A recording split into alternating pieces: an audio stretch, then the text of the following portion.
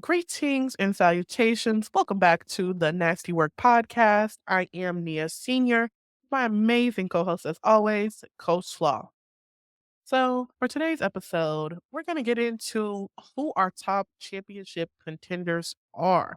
So, everybody has been talking about the potential three-peat aces, but we need to shine some light on some of these other teams that are doing their big one because the aces they're not even at the top of the standings this year. They're sitting right in the middle. And I feel like we've discussed them a whole lot in previous episodes.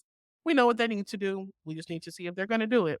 So we'll circle back to them. But this week, we're going to talk about our actual top contenders to win it all, the WNBA Championship year 2024. Now, if you don't know the rankings currently right now, New York is sitting at number one, the New York Liberty. Currently at number two, none other than the Connecticut Sun. Then at number 3 is the Minnesota Lynx. And then at 4, I believe it's the Seattle Storm.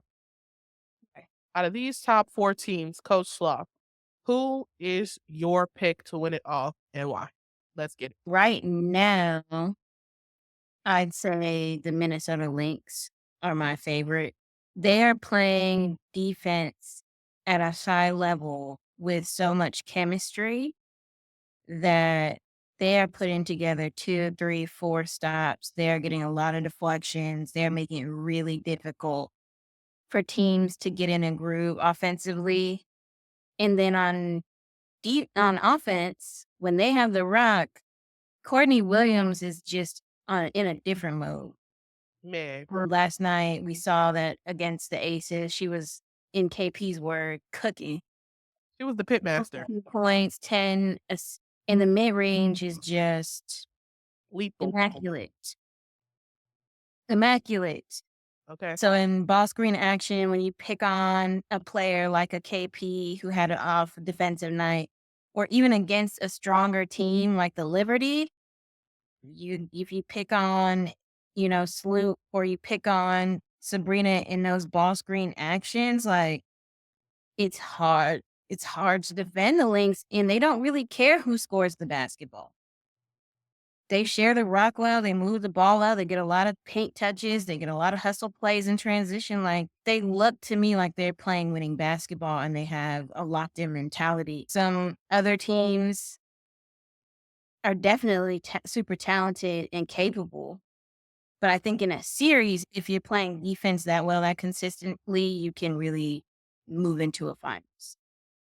So I really do like that pick. They're not my pick to win it all, but Obviously. obviously, we can't have the same pick, guys. But I think 2 things are really on Minnesota's side to win it all. I know at the beginning of the year, nobody thought that they would be in the position that they are. Like, they were a very unassuming team who built, a decent roster. They have a championship pedigree coach. They have someone who was a star or MVP player, like, feet on their team. So it's not that they never had the pieces, it's just there's so many people that don't pay attention to them, and I Mm, feel like that is to their benefit. So they have less pressure on them, just, less on their mm, back to win it all. mhm. Whereas a New York who lost last year in the finals, so they're on a revenge tour of trying to get it back. Whereas the Aces, they were the winner last year. They're trying to Yeah. go for a three-peat. Connecticut, they're always the bridesmaid, They're not the always, bride. they're always a bridesmaid. And so, yeah, so it's like for Minnesota, not having that pressure, I feel like allows them to one, not have the eyes on them, so they can just go out and play their brand of basketball if they want to. And yeah, and they just been stacking up wins one after the other. And then 2, I think that them winning the Commissioner's Cup did a whole lot for their confidence.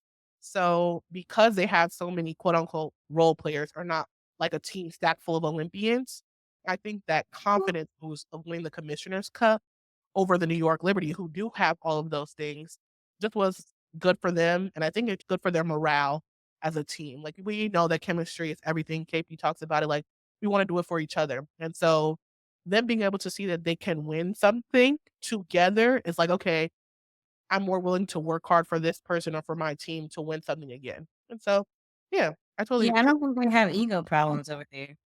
No. And I just wanted to add, I also think we haven't seen their best basketball yet.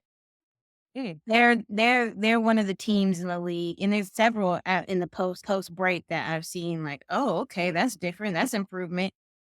everybody's been progressing and it's just really high stakes right now. But they keep being on the ascension every time I see them play. And I think adding Hines Allen is a cheat code because they needed that physicality down low. They needed somebody who's like the engine, that has the urgency and does what you need them to do physically, getting boards, getting putbacks, knows when to cut. Like, people underestimate how smart of a player that is. So, yeah, I think that gives them the edge that they needed if they end up facing a team like New York. Yeah, I totally agree. I Even the think Connecticut Sun, who play at a really high level defensively with a lot of physicality. with a lot of physicality. And yeah, I think that addition really does make them a championship contender team. Like prior to Maisha Hines Allen joining the team, they were playing good basketball, but exactly what you were saying, like basketball is such a matchup based thing.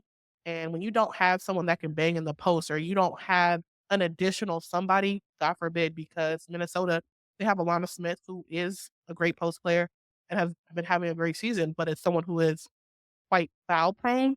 So having that additional piece that you can bring off the bench when Alana's in foul trouble or she needs rest to come in and there not be a drop off is like super important, especially when you're talking about a championship run, like you said, like being able to play a series and not just one off games. So yeah, I feel like she was a great pickup. And I was happy to see freaking trades this year because I feel like in the W, we don't really see that many trades like in season like that, especially not that close to the trade deadline. So, it was an exciting day too. No, I saw a lot of people, giving their ideal trades and like complaining that certain teams didn't make certain moves and all of that stuff. Like, maybe we should do a little more in depth episode about this, but like, it's a lot harder to do those type of blockbuster trades in the W because of the cat Right.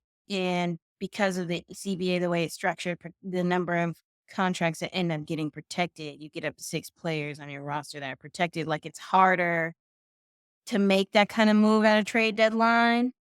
And we can get into the reasons why at another time, but that's why things like the Marina Mabry trade don't happen often.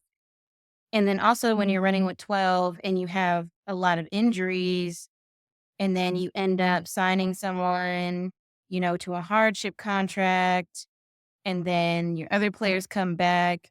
Hardship contract doesn't count towards your cap, but now this other player's back and you got to pay them or not. And there's a whole lot that goes into that. So that's why you don't see a bunch of like 2, 3 team trades and then like, oh shit, KD going to the Warriors. Like, that's why.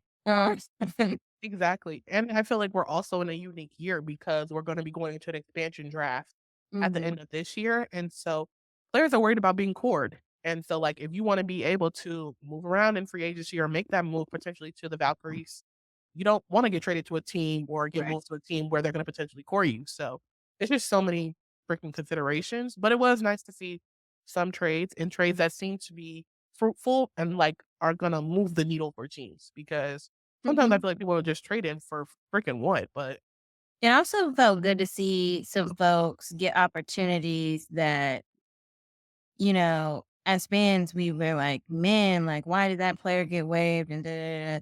Like Jalen Sherrod man, getting signed to the Liberty for the rest of the season and stayed in shape, stayed ready as a rookie, very mature, came in. Like, I think she had a career high tonight against the Wings. yep, Like, stuff like that is like success stories. You see people fulfilling their dreams. That's really, really cool to see. very much so. Also, just more since we're talking about it, like the hardship contracts and how they've just been beneficial. I just want to give just some love to Monique Billings and Mhm. Odyssey Sims. I know we've talked about them multiple episodes and just how important they are and how helpful they have been to teams. Monique, she got moved to Phoenix and she was Including playing for Dallas. Dallas, yeah. And she just came in and immediately made an impact. I'm like, wow, okay. These are the types of like hardship contracts that make a difference. Just similar to what Mhm. you're saying about Jalen Sherrod. I think people get opportunities that got waived early on. She's one of them. Odyssey Sims, who started off the season not even in the league, which is so crazy because Mhm. she's one, a point guard, which so many teams need, and just is a dog. And So to even look like her, Cole Dangerfield got a 7-day with the Sparks and was hooping. yeah. Right. Now the Odyssey with the Sparks, even though she Yeah. got waived at Dallas after that hardship contract ended. So, it's been a lot of movement. But Yeah.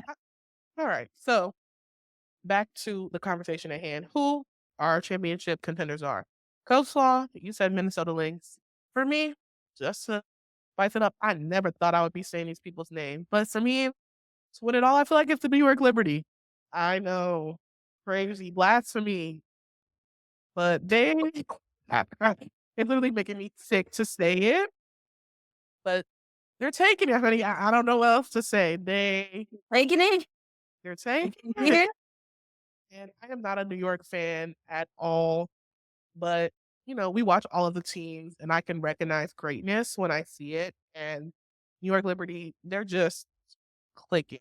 They have so many weapons on their team. Not to say that they did it last year, but it just seems even more a complete arsenal because the people or the players on the team have gone and done work on themselves. And so they become more dominant. So they're just a scarier weapon. Like Sabrina Ionescu is my biggest thing that I can point to. Brianna Stewart is clearly their star player and was last year the current MVP. But Sabrina Ionescu this year has come out and her game is just 10 times better. She has mastered her floater. That has changed her game. She's getting to the cup way more efficiently than she ever was. Her threes are Mhm. still falling. Defensively, we're trying. Uh, and that's what matters. But she is becoming even more of a floor general. I think that stint where they had that Sloop was out did a lot of wonders for them and Yeah. wonders for Sabrina So and she give her facilitates a lot better now. And yes, they know how to feed each other now, particularly with Jonquel and getting her involved early and not having her to just have to take the game into her own hands like we saw a lot last year in the postseason. exactly. So I feel like that's been a major benefit to that team. Additionally, I think that Kayla Thornton, she was on the team last year and that she did play a specific role, but this year she's playing at a different caliber. And I think that not that injury's ever good, but that Benai Delaney being out for so long and Kayla Thornton moving into the starting lineup has boosted her confidence. And she's found her place not only on the defensive end, but in their offense and what that looks like. And people are just better at getting her to her spots and her just shooting the ball better. And so I just feel like all around they have a lot of weapons. They have all the things they need. They have a star player, Brianna Stewart, who's still having a great season. They now have their number two, who's Sabrina, who's playing even better than she was last year. Jonquel, she picks and chooses when she wants to show up, but when she does show up, it's very hard to to beat that and bang with that in the post. Then you still have Sloot, who is someone who has won championships and is a veteran that is around that can help, coach bring it up. And they have young stars, like you said, Jalen Sherrod, Marquisha Davis, other people that are, willing to learn and come in and just do the dirty work. Yeah, Plus, I think with championship coach. I respect that pick 100%. I think the advantage New York has this year is their depth. Yeah, It's just a really deep bench. I think the question for me is, your stars have to rise. So that's last year Sabrina was hurt. There were segments of last year where I didn't see Stewie be Stewie and that take over part. those games. It's a question to me of, yeah, you got to do the work defensively. We know you'll do it. We know it's hard, but somebody's got to be that centering force in that fourth quarter to Mhm. carry that run and close those games out across the series. And there were times it was like, "Where's Stewie?" Right. And so that's the only question mark I really have for the Liberty. And that's not to knock Stewie's game. Stewie's game is elite, but Yeah. that's the expectation. You have to shoulder that burden. I think Sabrina can do some of that work, but it's gonna be harder with the physicality for her to be the one to take the game over. And maybe it's not Stewie, maybe it's Jonquel, but we'll have to see. They have the best record. They are the best team in the league right now. Certainly is. My question is, have they already peaked or not? Hey, They very well could be have already played their best basketball. I think my other concern for them, and it's the same my concern I had last year, is chemistry. Even though it looks much better this year, I think that they do be doing that little book club that they talk about or whatever. hanging out with each other, trying to be friends. Circles, whatever they do, yeah. Yeah, but I think that I've seen in games when times are tough or things get down, they don't trust each other enough. It's not like, let me pass first. They then retreat to that ISO. Let me just get it to where I can score because they trust Mhm. themselves. And so I think that They teams get still think one this pick on that. yeah. So that could be their Achilles heel.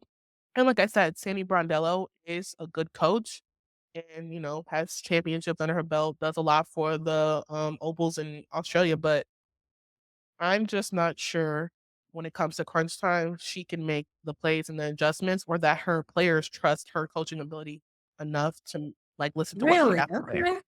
Yeah, I genuinely I don't know what You it don't is. think they trust Brundello?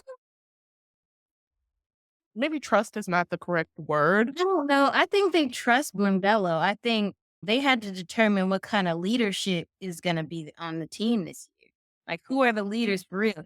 And you have to, like, somebody's got to do it vocally and somebody's got to take it, Yeah, you know? And I feel like their problem last year really was who's talking to who? Like, y'all know, you're just like, well, I tried, I played. I think Who's last year the issue working? was they weren't talking at all. They weren't talking to each Yeah, other they because they were didn't know each talking. Who's other. They didn't talking? want to offend each other. Yeah, like, it's not about that. It's about being on a mission. Facts. About when somebody says something to you, it's not because they don't think you can hoop or they think you wanna be the star now. You came to town, and so now you're taking over the limelight and all that. It's not about that. It's like, that's how you handle business. You cannot win as a basketball team if you're not talking. Exactly. It won't work.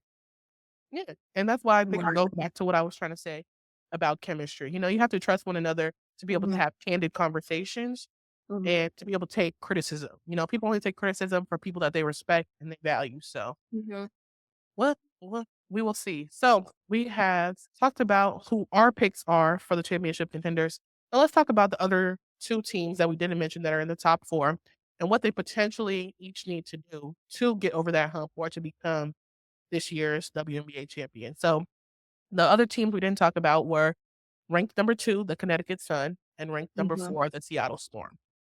So, as a resident Connecticut Sun girly, I'm gonna go ahead and talk about my girls and tell y'all what I think they need to do to bring it on home and stop being the bridesmaid and upgrade to the bride. So, Connecticut, we know for sure that they're a defensively sound team. They probably have, if not the best, one of the best defenses in the league, and they show that night in and night out. The issue that they have had all year long and years prior really is their scoring, is the offense. And they attempted to address that by signing Marina Mabry. And so I honestly thought that it was a decent trade. But seeing it in play, mind you, it's only been a few games. I think that they may need some more time for it to make sense and to click that she would help to open up stuff on the perimeters. So that like Ty, Dejanay, and Dewana could better get their shot off, just be more open. But I think the other issue that Connecticut is having currently that they need to get over is Dewana being in a shooting slump. This most recent game that they had against LA, they decided to take Dewana out of the starting lineup, which I thought was interesting, and they brought her off the bench. And honestly, she was a very good spark off the bench because Ty Harris, who is the best shooter on the Connecticut Sun, who's often very hesitant to shoot the ball, which I don't freaking understand. I don't know if it's a confidence thing or what, was forced to shoot the ball, at least to begin the beginning of the game, because Dewana was not in the game. She wasn't a starter. But then when Dewana came off the bench, she was lighted up because she was the spark they needed. So for one, I think Connecticut Sun needs to keep that rotation or, play with it a little bit more and see what that does because I feel like it was advantageous for them. And two, I feel like we always say stars need to rise. And so AT has been doing what AT always does and definitely gives triple double or is almost averaging a triple double like normal. But her scoring has been on the lower end this season, and so they need to find a way to supplement that. If we're going to make her be the star on the team and where we're struggling is offense, we need to figure out how to bridge that gap. And so whether that's Marina, whether that's not having AT bring the ball up so much, even though she's excellent at passing the ball and seeing the floor. She needs to take less shots. I know that sounds crazy, but as a start, she needs to take less shots, and we need to have our shooters who can score take more shots. And so, yeah, I would just like to one, see Ty Harris take more shots, AT take less shots, and maybe mess up with the lineups a little bit and keep up our defensive identity. And I think that that could be everything that they need to do to actually win a championship. Because I feel like they have all the pieces to contend. Like Bree Jones, she's been back after her injury last year, has been playing very excellent. She keeps up with the best of the post players, even though she's undersized. Everybody kind of on the team, for the most part, is a solid defender and can keep up with the physicality, even our guards. When shout out to DJ character. Mhm. So yeah, that's kind of my thoughts on the Connecticut Sun on what they need to do to get over the hump. Anything extra you want to add, Coach Slaw? Anything I missed? Just that AT can't take the whole load. Yeah, Like, and I think it's become more clear and AT's a little more comfortable with that now. Last season, it was not that. no, it was her. It was her against everybody. And now that there's a lot more balance, I could definitely see them making a push for it. I always think about like basketball series and playoffs is it's about who from your bench, from your role players actually rises to the occasion. Mm, Because in series, and luckily in the W, it's not 7 games right, the whole time, right? So that's helpful, but in a series, like, a shooter's gonna have a slump sometimes. Your star player may not have it a night. Somebody else has to be the person with the spark, and, like, if a Dejanay shows a spark like she did the other night, right, and that gets them a win, that's great. If it's Marina, great. If, like, and I think they finally have some options that could do that.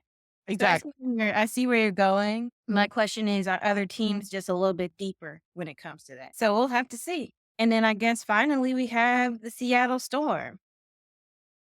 Yeah, I mean, I'm honestly really excited to talk about Seattle. I feel like we haven't talked about them enough, and this is one of the teams Yes. that we were super excited to see coming into the season, just because, for one, they had made so many moves in the off season, and now that the trade deadline has happened, they've made some more moves that could potentially just freaking skyrocket them, push them to the top. So I'm gonna let you take this away. Go ahead, talk about the Storm. I think the Storm is a great team and they're putting together a great cast and they have a coach with a crazy clipboard.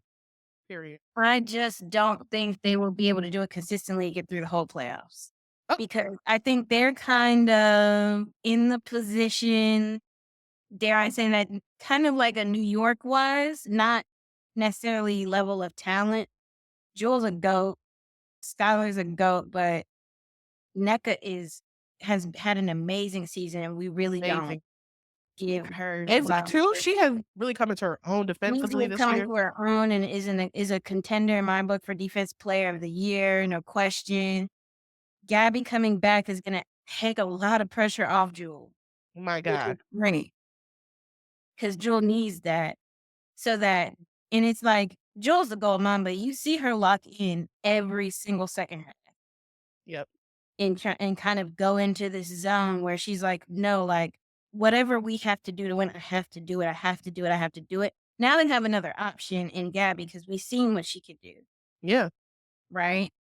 I think all of that is great. We have a little bit less than a month Yeah. before the Fine. last regular season game. Can they come together and gel enough to where they're not giving up those 14-point leads Mhm. or digging themselves in a hole and then having to come back and fight for wins at the end and like actually click enough by the end of the season? I don't know. I think time is kind of running out for that. Yeah. And they are on the upswing, but it's just not clear to me, especially having to work Gabby back into the rotation. So that's a new piece. Exactly clear to me how that's all going to work. Mm. Is Gabby going to have like a 10-minute role where she's plug and chug, get us some buckets, and get off, like, so Jewel can get more rest, or is she gonna be more of like a, "No, we need you in there, a 25-minute stretch, and we need to move some other people around so that we can get some efficiency?" Like, Yeah, it's never really clear what that's gonna look like. Could it could they do it? Maybe, I wouldn't put it but, past them. I think it would be great to see them come back next year. I think they'll go, deep enough in the playoffs this year, but I think it would be great to see them come back next year and really once they've built that chemistry they need, and Skylar is 100%. We've Right. seen bursts of it this season for sure, but, like, certain things she wouldn't miss, like these little bunnies and stuff like that, has been happening here and there all season. Mm. Once she's already 100%, now we've got everybody working together for real. I think next year, watch out. I really do, but I don't know if they have enough time left this season to put that together. I totally agree. I think the only thing that's on their side is that Gabby played for the Storm in 2022, and she was with them for part of 2023. So she was familiar with Coach Quinn, familiar with her system. She's played with Jewel. And so there is some type of trust and chemistry there. Not so much with NECA and Skylar, but I think that, you know, I agree that there may not be enough time on their side, but a little bit of familiarity may push them over the hump. So it's like, okay, I've Yeah, I been don't doubt Gabby's IQ or like she knows a lot of the system stuff already, but it's about, like how we work together, click. yeah. And when you're having to play with folks for the first time in a long time, that's just and you don't have as much control over the coaches are gonna have to control the minutes and all of that stuff. Like, but we know that Gabby's a damn bucket. Okay. Regardless, like, Okay. you don't have to know every system and have everything perfect to be a bucket. 'Cause what did Angel say? Dog translate. Like, She's a defensive nightmare. Like, who nightmare. matches up with her and clamps her up? Still waiting, still wait like, Oh, it's yeah, just so, yeah, I definitely think it's possible, but it's kinda like a 50-50 for me. 50-50, and I feel that as well because, like I said, coming in, I thought that they were going to be so much more dominant than they were. I knew that they would need time to gel, but at this Yeah, you sometimes take a whole damn season or 2. yeah, but at this point, you couldn't have told me coming into the season, at this point in the season, that they wouldn't have more wins. Like, I think Mhm. that, um They made their lives so hard in some I of these know, games, like these slumps, and then Jewel brings them back, or NECA just grinds it out and brings them back. Luckily, they've stayed healthy. That's been the main thing. right? Uh, so hopefully, if they continue to stay healthy and continue to gel, they'll be ready for a finals appearance. But I just don't know about this year. And that's fair. Alright, y'all. So, we have broke down our thoughts currently right now on who the championship contenders are. Based on the top 4 teams, you're putting your chips on Minnesota Lynx. I'm putting mine on New York Liberty as of today. And As of that's today, we still got a month. that's a lot more basketball to still Around be more played. basketball. I still want the Aces to win. To be clear. Like, I'm saying who looks like they could win it right now, Yeah. with the data we have right now, that's who I think looks like they could. But I think we have to address it. We have to address the Yeah. aces and the three-peat. And my question is, if they don't three-peat, are they a dynasty? No. No. That that's my definitive answer. No, because I feel like a dynasty, it requires 3 or more. Like, when you think about dynasty, you think It about doesn't have to be 3 in a row, though. doesn't need to be 3 in a row, that's very true, but that then begs the question of, does this core stay together next year if they Mhm, don't repeat this year? mhm. And I think the answer is no. You think they'll split up? I do. Do you disagree? The history of the Aces off front office is such that they sit on their hands a lot. Like, I think they're gonna have to do something. And Yeah, maybe for that's a sure. personnel change. I don't know if they're gonna be willing to do a personal change with their core, but I think there that a lot of the adjustments we're seeing all of a sudden have been things people have recognized earlier on in the season that just the adjustments were not made. We've been said Sid Coulson is more consistent defensively and gives them a spark and a hustle and is what like what Coach Slaw Sr. would call the garbage woman. Okay. Okay. Some players, they are, I'm gonna come in and drop. I'm not microwave, I'm gonna come in and drop 15 and be flashy. Some of them come in, they've been watching the game with their high IQ and their high effort, and they do all the things, all the intangible things that you need to give your team the edge. And that's Sid. Sid is the heart and soul of that. We see every time Sid 100%. comes on the damn floor, getting some rebounds. She's locking Heels. down defensively. She's getting steals and deflections. She's distributing the ball well and not turnover prone. And her presence just builds a hustle and an energy and a pace that when they start to slump, she helps them Hard get that. That's why Coach Slaw Sr. would be like, yeah, that's the garbage woman. Like, we need some pick it up energy. They're going to pick it up no matter what. period. Right? So you look down the bench and you're not looking for the microwave. You're not looking for the quiet role player that needs a couple minutes to give the PG a breather. You're looking for the pick it up person who's going to go in there and do the dirty work. Right. But how much utilization does it end up getting? That's a question mark right now. Right.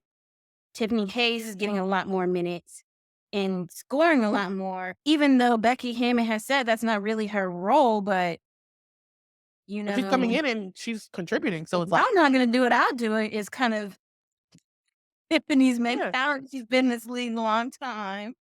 Okay. You know, she clearly knows what she's doing. That's not a problem. It's more of like that. Are we gelled and locked in to me at the 4 and 5 spot? And defensively, all the way around, the discipline has been whack. I don't know if they will overcome some of that stuff. And I think that the start of the season, not getting in a habit of breaking bad habits in the Mm. beginning of the season kind of sucked the Aces' energy up, for lack of a better word. Sorry. Chelsea Gray not being there and Yep. setting the tone for how the ball moves and establishing those habits early, I think that really had a more of an impact than we even thought. When Chelsea came back, it got a little better. Right. Like, the best assists have come from Chelsea. And when Chelsea's not in the game, you see some bullshit sometimes. When someone's shot's not falling or they haven't gotten a touch in a minute, you know, there's a lot more, "Oh, Imma just chuck up a 3 and not be patient." Exactly. Chelsea not being there allowed the Aces to use her absence as an excuse instead of a way to build their confidence. Like we were saying earlier, how New York Liberty, how when Sloot was out, Sabrina became more confident by facilitating because she had to fill that role. But we had Mhm. Jackie, we had KP, other people running the point while Chelsea was out. And they were just doing it, to get over the hump because they knew when Chelsea was coming back, instead of Mhm. using that time to hone those skills in so that they could be able to do it when Chelsea's not in the game. You know what I mean? It's like Chelsea's not going to play every freaking minute. So it's And like, production from the bench, yes, Tiffany does a great job. When Sid gets minutes, Sid is efficient. Gustafson, I need more from you. hello, You showed us you a bucket in bang. Paris. Yeah, for sure. I think some of the offensive scheme of, like, folks feeling like they can settle into that corner 3 role or being a screener and shit, like, I don't know why, but, like, you can create Yeah. for for yourselves too. I don't know why there's so much hesitation from some of those players like Alicia Clark and, like, 100%. Gustafson. Alicia Clark, Kia Stokes. Sometimes I feel like they're watching other people play offense instead of playing offense. Like, be a threat. Exactly. You wanna help your shooters out, be a threat. Cause then they can't just worry about one or two people on the floor in Asia. And it's like, be an actual threat. Taking 1 or Mhm. 2 shots a game is not enough. Yeah, and just settling for that because you feel like, well, that's what I'm told. That's my role. Like if I play my role and I do the things, check the boxes, that's enough. No. Like, That's no, not gonna get like it done. that's not gonna get it done. Everybody has your number. Everybody. And I think the one player that is trying to set the tone over and over again in Asia Wilson is just starting to look around like, well, where y'all at? That's it. You can see it. Where y'all at? Like, And I'm sorry. I love Asia. I think Eric Asia has some of the utmost character the league has ever seen. But and I don't know I'm sure there are difficult conversations that are had too. And right. we see, probably the most polished the aces can manage because they're so goofy sometimes. But at what point is it like, no, it's not me, y'all.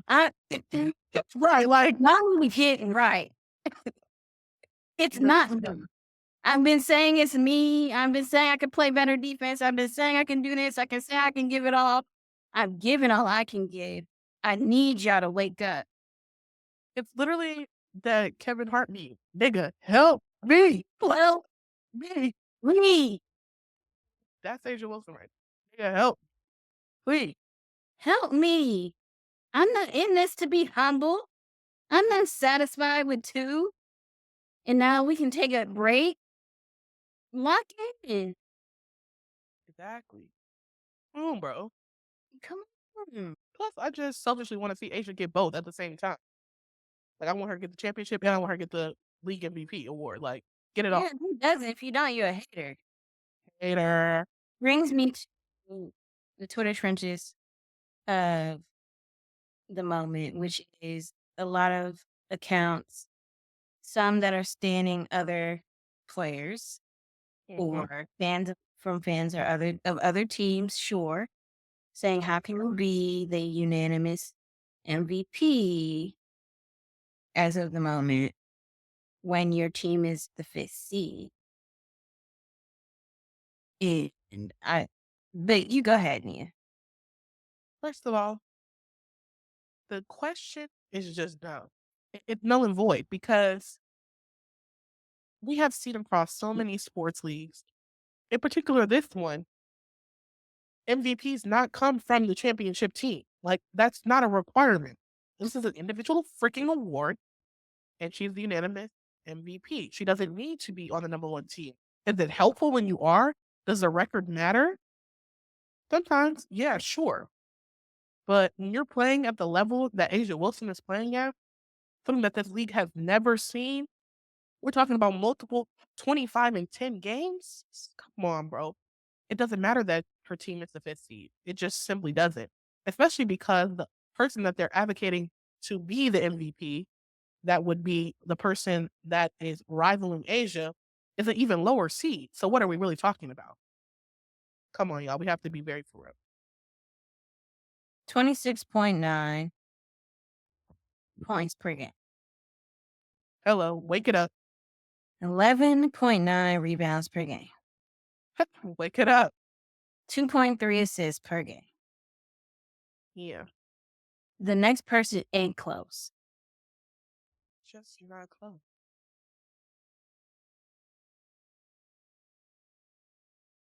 Who hasn't she cooked? Literally. Ask anybody in the league who's the hardest person. And they did ask them at All Star Weekend, and everybody said Asia Wilson. Yeah. Come on now. Some people should just, you know, spectate. They don't need to facilitate the conversations because they're No, not. I love it. Just keep talking. Just keep talking. I love it. It's great. It's giving me content. But be for real. Like it's a disingenuous reason. Just say what you mean. Say what you meant to say and say with your chest. I want Caitlin Clark to be the MVP and Rookie of the Year. I want Angel Reese to be the MVP and Rookie of the Year. I want Nafisa Collier to be the MVP. I want Stewie to be the MVP. Just say what you want. Closed mouths don't get fed. Okay. Instead And of, then let Asia Wilson cook up a nice meal to feed you. Period. It doesn't even make sense. Best player in the entire world. World. Universe. Like Gold medal this year. MVP, gold medalist. So That settles it. that settles that. That settles that. Okay. Now, before we get out of here, we've talked about who could potentially win it all. We talked about our hopeful three-peat aces, what they need to do, what they didn't do. We even told y'all what's going on Twitter, the nonsense they talking about. We settled it. Last up, we got to give back to the people, let you guys know, give a little bit of, highlight some love, and tell y'all the nasty work of the week.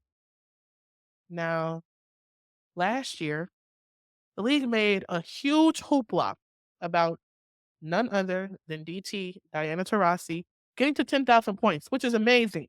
And she is the number one all time leading scorer in the W. But yesterday, in the game with Atlanta versus Phoenix, none other than the legend Tina Charles became the second all time leading scorer in the W. And I just feel like there wasn't enough noise about it. Where was the t shirts? Where was the rollout? Where was all of the things that DT got? Because this is an amazing freaking feat and it's nasty work. So if nobody else is going to do it, we're going to do it. So, Tina Charles, shout out to you, my sister. Did your big one. Congratulations on becoming the second all time leading scorer in the W. You did your big one. Tina Charles, like, is one of those people who, because of the unconscious biases we hold in this society, never gets to be the face, never gets to be the loudest one that's getting the headlines over and over again. I've heard about every single record Hello. that Caitlin Clark, Sabrina Ionescu, Angel Reese has broken. This one was very whispery. This delivery. And if you saw that game against Seattle the other night where Jewel thought, this is the highlight of the night. Lean away three and falling into my own bench, tied it up. We only got 3 seconds left.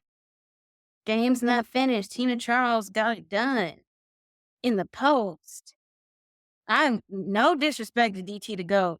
10,000 points is a feat. Insane. Crazy. Okay? But when most of that shit is twos, not threes, you on a different mode. Different. So congrats to Tina Charles.